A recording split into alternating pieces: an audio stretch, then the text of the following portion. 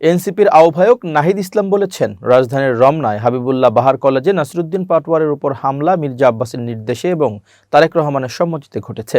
ছাত্রদলের চিহ্নিত সন্ত্রাসী ক্যাডাররা পরিকল্পনা করে এটি করেছে। মঙ্গলবার এক জরুরি সংবাদ সম্মেলনে তিনি এসব অভিযোগ করেন।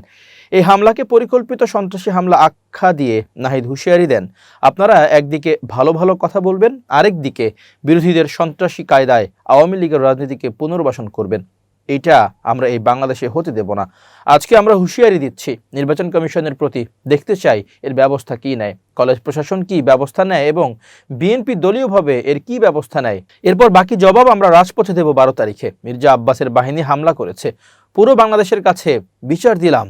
জামাত নেতৃত্বাধীন 10 দলীয় নির্বাচনী ঐক্যের প্রার্থী হিসেবে ঢাকা 8 আসন থেকে নির্বাচন করছেন এনসিপির নাসিরুদ্দিন পাটোয়ারি। একই আসনে বিএনপি প্রার্থী দলটির স্থায়ী কমিটির সদস্য মির্জা আব্বাস। নাসিরুদ্দিন পাটোয়ারির উপর ডিম নিক্ষেপের ঘটনার পর সংবাদ সম্মেলনে নাহিদ ইসলাম মির্জা আব্বাসের উদ্দেশ্যে বলেন, আগে যা করেছেন সেই আচরণ যদি পরিত্যাগ করতে না পারেন তাহলে এবার নির্বাচনে এটার পরিণতি ভালো হবে না। নির্বাচন মানে কথার লড়াই, আপনি একটা কথা বলবেন, আমি একটা কথা বলবো। জনগণ সিদ্ধান্ত নেবে তারা কাকে ভোট দেবে। আপনারা জনগণকে কেন সিদ্ধান্ত নিতে দিচ্ছেন না? জনগণ 12 ফেব্রুয়ারি নির্ধারণ করবে কে বেয়াদব আর কে গ্যাংস্টার, কে সন্ত্রাসী আর কে জনগণের পক্ষে কথা বলে। তিনি আরো বলেন, মির্জা আব্বাসের ইতিহাস আমরা জানি, আমরাও এই ঢাকা শহরে বড় হয়েছি।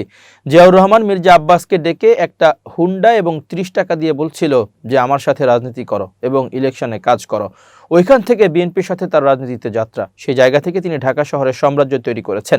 এই সাম্রাজ্য কিভাবে হয়েছে তা এই ঢাকা শহরের বাংলাদেশের মানুষ জানে।